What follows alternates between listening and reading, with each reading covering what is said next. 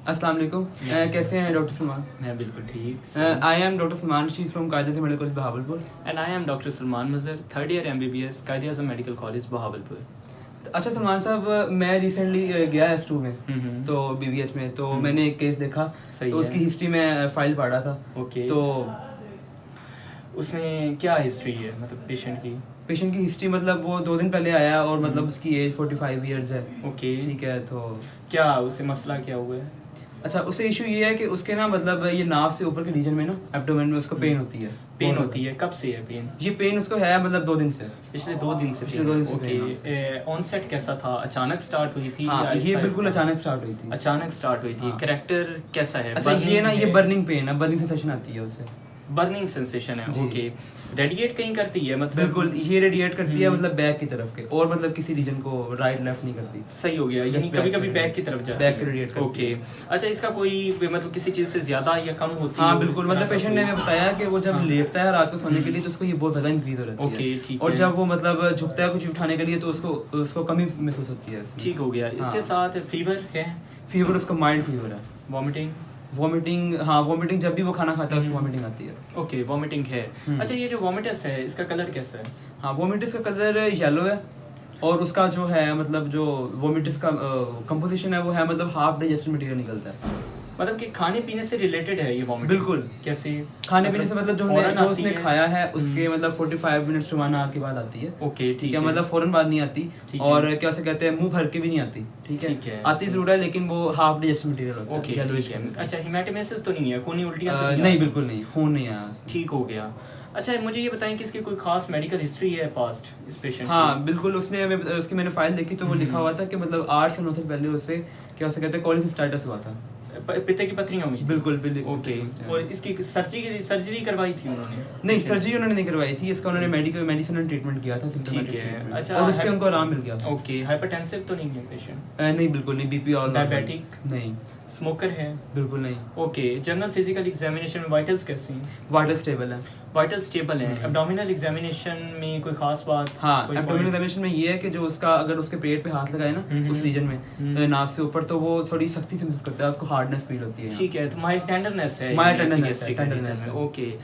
कोई और कोई खास मैस इस तरह की यानी जो फाइंड हुई हो एब्डोमिनल पाल्पेशन? नहीं, कोई पाल्पेशन में कोई इस तरह का कुछ नहीं है। इन्वेस्टिगेशंस की तरफ चलना चाहिए। अच्छा, बेसलाइन करवाए गए हैं? बेसलाइन करवाए हैं बिल्कुल। LFTs RFTs। हाँ, CBC में हमारे पास जो न्यूट्रोफिल काउंट है ना वो बहुत ज्यादा इंक्रीज हुआ है। ओके। LFTs RFTs नॉर्मल है। ओके, ये सब नॉर्मल है। एक्यूट न्यूट्रो काउंट बढ़ा हुआ है तो मतलब कि एक्यूट इन्फेक्शन तो है इन्फेक्शन है। एपिगैस्ट्रिक रीजन में टेंडरनेस है, एक्यूट इन्फेक्शन है। मेरी नज़र में 2-3 DDs आ रहे हैं इस सारी हिस्ट्री के बेस पे। कोलिसिस्टाइटिस को पहले पे रखूंगा। ड्यूडेनल अल्सर भी हो सकता है, उसकी भी प्रेजेंटेशन इस तरह की होती है। पैंक्रियाटाइटिस मुझे मोस्ट लाइकली लग रहा है। कोलिसिस्टाइटिस को रूल आउट करें कि करके? हाँ बिल्कुल, जरूर रूल आउट करती हैं। अच्छा, जो कोलिसिस्टाइटिस है, जॉन्डिस है क्या पेशेंट को? नहीं, जॉन्डिस नहीं है, मतलब उसके यूरिन कलर भी नॉर्मल है उसका, और मैंने उसकी आंख से क्लैरा भी देखा है तो वो भी नॉर्मल है। आइज येलो तो नहीं है? बिल्कुल नहीं। ठीक हो गया। अच्छा, कोई इस तरह की हिस्ट्री देता है कि शोल्डर पे पेन होती हो? नो, रेडिएटिंग पेन नहीं है उससे। ठीक हो गया। इस तरह की हिस्ट्री नहीं है तो कोलिसिस्टाइटिस रूल आउट वैसे किया जा सकता है। ड्यूडेनल अल्सर की यूजुअली इस तरह की प्रेजेंटेशन होती नहीं है कि मतलब वो लाइंग फ्लैट पे उससे पेन ज्यादा हो। लेकिन वॉमिटिंग भी तो इसी में होती है। वॉमिटिंग भी होती है, लेकिन क्या हेमाटोमेसिस है उसे? नहीं, खून नहीं है उसमें, तो इस बेस पे ड्यूडेनल अल्सर भी रूल आउट हो जाता है। अच्छा। मेरी नजर में अब पीछे पैंक्रियाटाइटिस रह जाता है जो इसकी डायग्नोसिस बनती है मेरी नजर। तो हमने पैंक्रियाटाइटिस को रूल आउट क्यों नहीं किया? पैंक्रियाटाइटिस को रूल आउट ना करने की 2-3 रीजंस हैं वैसे। एक तो मेन एक जो सिम्टम पेशेंट दे रहा है कि लाइन फ्लैट पे पेन ज्यादा होना और मतलब फॉरवर्ड बेंडिंग पे कम होना।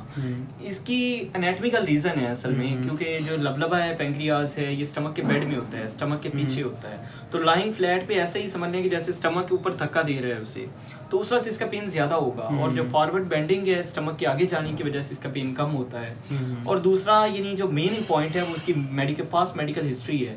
आपको पता है पाकिस्तान में पैंक्रियाटाइटिस लबलबे की सोजिश की मेन रीजन गाल स्टोन्स की हिस्ट्री होना है, पित्ते की पथरियां। यूजुअली लोग जो हैं वो सर्जरी नहीं करवाते, वैसे ही रखते हैं इन स्टोन्स को। और ये क्या होती हैं, ये स्टोन्स वो बिलरी चैनल से पैंक्रियाटिक डक्ट में आ जाती हैं, लबलबे वाली डक्ट में, और उसे ब्लॉक ब्लॉक कर देती हैं, जिसकी वजह से पैंक्रियाटाइटिस, इसकी इन्फ्लेमेशन हो जाती है और इसकी सिक्रीशंस पे भी बिल्कुल इससे इफेक्ट आता है। ठीक है। और यही इसकी प्रॉब्लम होती है। अच्छा, तो इसका कोई ट्रीटमेंट? बिल्कुल, ट्रीटमेंट से पहले वैसे एक सीरम अमाइलेज, वैसे एक चीज रह गई है, इन्वेस्टिगेशन में करवाया जाता होता है। Serum amylase 2 to 4 times increase होता है इस केस में, जो कि लाजमी करवाया जाता है पैंक्रियाटाइटिस की इन्वेस्टिगेशन में। ट्रीटमेंट इस तरह सिम्टोमेटिक ट्रीटमेंट होती है यूजुअली, यानी हम उसे कहते हैं डाइट रिस्ट्रिक्शन करें, इसने अमाइलेज और लाइपेज रिलीज करनी होती हैं, कार्बोहाइड्रेट और लिपिड डाइट को हम वो कर देंगे, रिस्ट्रिक्ट कर देंगे, और प्रोटीनेशियस डाइट की तरफ उसे ज्यादा कहेंगे। बाकी यही है कि सर्जिकल रिसेक्शन यूजुअली करते नहीं है जल्दी, एक्यूट केसेस में बाद में की जाती है, ERCP भी की जाती है, एंड वो एक मेजर प्रोसीजर होता है। इसकी ट्रीटमेंट में वैसे एक चीज़ बस इंपॉर्टेंट है कि ना ग्लूकोज लेवल को लाजमी मेंटेन करवाना चाहिए, बार बार चेक करवाते रहना चाहिए। हाइपरग्लाइसीमिया होने के चांसेस इसमें ज़्यादा होते हैं, तो इस बेस पे ये पैंक्रियाटाइटिस ही है। होप सो कि यही होगी इसकी diagnosis. So our today's case is successfully solve. Thank you. ठीक है, will meet with another case tomorrow इंशाल्लाह ज़रूर। ठीक है, ठीक है। अल्लाह हाफिज़।